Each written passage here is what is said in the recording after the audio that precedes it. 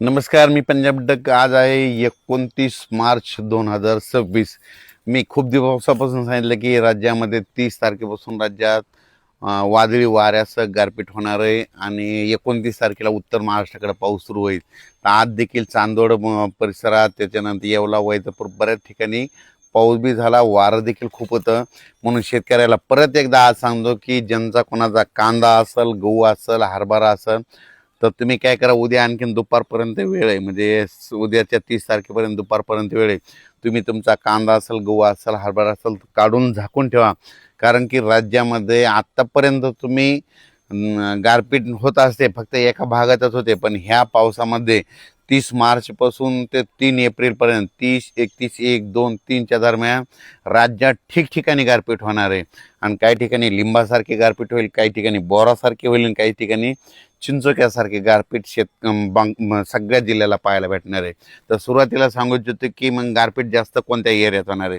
तर सुरुवातीला आपण उद्या 30 तारखेपासूनच राज्यात पाऊस सुरू होईल. पण हे पाऊस तुम्हाला सांगू इच्छितो, नंदुरबार जिल्हा झालं, धुळे जिल्हा झालं, नाशिक जिल्हा झालं, जळगाव जिल्हा झालं, त्याच्यानंतर अहिल्यानगर, इकडं संगमनेर तालुका, त्याच्यानंतर मुंबई ठाणे, आपला मुरबाड ते परिसर, पालघर त्या परिसरामध्ये, कोकणपट्टी म्हणजे पालघरपासून ते डायरेक्ट याच्यापर्यंत कुडाळपर्यंत संपूर्ण कोकणपट्टी ह्या परिसरात देखील पाऊस पडणार आहे. सातारा, कोल्हापूर, तसेच तिथपर्यंत ह्या कोकणपट्टीमध्ये देखील खूप पाऊस देखील होणार आहे, गारपीट देखील होणार आहे. म्हणून हे लक्षात घ्यायचं. त्याच्यानंतर सांगायचं झालं विदर्भाकडून घेऊत आपण, वर्धा, नागपूर, भंडारा, गोंदिया, चंद्रपूर, यवतमाळ, वाशिम, हिंगोली, नांदेड, परभणी, लातूर, धाराशिव, बीड, जालना, संभाजीनगर, अहिल्यानगर, जळगाव, बुलढाणा, अमरावती, अकोला ह्या पट्ट्यात देखील म्हणजे 30 तारखेपासून तर 3 एप्रिलपर्यंत चांगला पावसाळ्यासारखा पाऊस पडेल. कुठं जिथं नाही पडलं तिथं वारं सुटेल आणि काही भाग सोडून देखील देईल. म्हणून हे लक्षात येतं. अवकाळी पाऊस सर्वदूर सगळीकडे पडत नसतं, हे सर्वप्रथम लक्षात येतं. तर मग आता तुम्हाला सांगतो, आता नेमके गारपीट कोणत्या कोणत्या जिल्ह्याला पाहायला भेटेल. तर तुम्हाला एक सांगू इच्छितो, सुरुवातीला मी परभणी जिल्ह्याचा आहे म्हणून परभणी जिल्ह्यातलं सांगू इच्छितो की परभणी जिल्ह्यात आमच्या इथं सेलू तालुका आहे माझा. म्हणजे माझ्या गावापासून कंप्लीट इकडं वालूरकडं, म्हणजे वालूर, चारठाणा ह्या परिसरात गारपीट पाहायला भेटेल. म्हणजे आमच्या सेलू तालुक्यात भेटेल, जिंतूरकडे देखील भेटेल, पालम, परभणी जिल्ह्यामध्ये पालम देखील आहे, पालम पुण्याच्या त्या पट्ट्यामध्ये गारपीट बघायला भेटतं. म्हणून हे देखील परभणी जिल्ह्यातल्या शेतकऱ्यांनी, गंगाखेड देखील भेटल. म्हणून हे परभणी जिल्ह्यातल्या शेतकऱ्यांनी अंदाज लक्षायचा.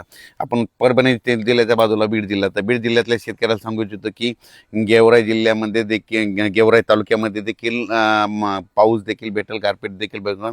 बीड जिल्ह्यात मध्ये वादळी वाऱ्यासह पाऊस पडणार आहे, ठिकठिकाणी पडणार आहे, काही भाग सोडून देणार आहे. म्हणून बीड जिल्ह्यातल्या शेतकऱ्यांनी अंदाज लक्षायचा.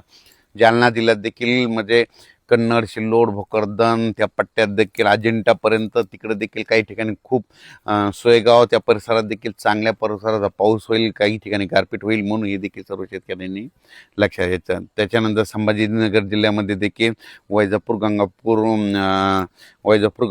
ह्या पट्ट्यात देखील चांगला पाऊस देखील होईल, गारपीट देखील होईल. म्हणजे संभाजीनगर जिल्ह्यामध्ये चांगल्या प्रकारचा वादळी वाऱ्यासह पाऊस होणार, काही ठिकाणी गारपीट देखील पाहायला होणार नाही. म्हणून हे लक्षात येतं. अहिल्यानगरमध्ये देखील खूप ठिकाणी गारपीट पाहायला भेटेल, काही ठिकाणी वारं सुटेल, कुठं पाऊस पडेल, काही ठिकाणी निरंग देखील राहील. संगमनेर तालुका, त्याच्यानंतर पुणे जिल्ह्यात देखील जिल्ह्यातल्या शेतकऱ्यांना देखील गारपीट पाहायला भेटेल. म्हणून हे देखील पुणे जिल्ह्यातल्या सर्व शेतकऱ्यांनी आपण आपला कांदा असेल, गहू असेल त्याचं काळजी घ्यायची. सातारा जिल्ह्यात देखील गारपीट पाहायला भेटेल. त्याच्यानंतर कोल्हापूर जिल्ह्यात देखील काय गारपीट पाहायला देखील भेटेल. त्याच्यानंतर इकडं बुलढाणा जिल्ह्यात देखील घाटाच्या खाली इकडं म्हणजे सिंदखेड राजाचं त्या परिसरात गारपीट पाहायला भेटेल. त्याच्यानंतर अकोला, अमरावती तिकडल्या जिल्ह्यात देखील गारपीट पाहायला भेटेल, पाऊस देखील पडेल. त्याच्यानंतर वर्ध्याकडं हिंगणघाट त्या परिसरात देखील गारपीट पाहायला भेटेल. त्याच्यानंतर सांगायचं झालं तर इकडं यवतमाळ जिल्हा, माहूर तालुका त्या परिसरात देखील काही ठिकाणी पाऊस, काही ठिकाणी गारपीट पाहायला भेटेल. म्हणजे सांगायचं झालं तर खूप ठिकाणी म्हणजे हे पाऊस काही ठिकाणी पावसाळ्यासारखा पडेल, काही ठिकाणी रिमझिम पडेल, काही ठिकाणी सोडून देखील देईल. पण राज्यात मात्र 3 एप्रिलपर्यंत राज्यात हे अवकाळी पावसाचं सावट आहे, ही सर्व शेतकऱ्यांनी लक्षात घ्यायचं.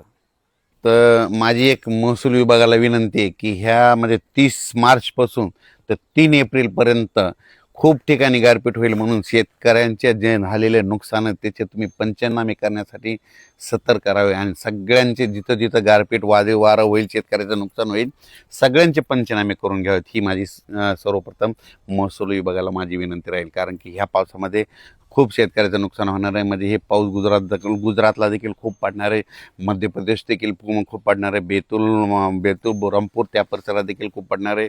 त्याच्यानंतर इकडं तेलंगणात बी पडणार आहे, आदिलाबाद, धर्माबाद, हैदराबाद त्या परिसरात बी पडणार आहे. इकडं बसव कल्याण तिकडं देखील राहणार आहे, कर्नाटक देखील राहणार आहे. इकडं तिकोटी, धारवाड, त्याच्यानंतर म्हणजे कर्नाटकमध्ये बऱ्याच ठिकाणी चांगला पाऊस गारपीट होणार आहे म्हणून हे देखील लक्षात यायचं.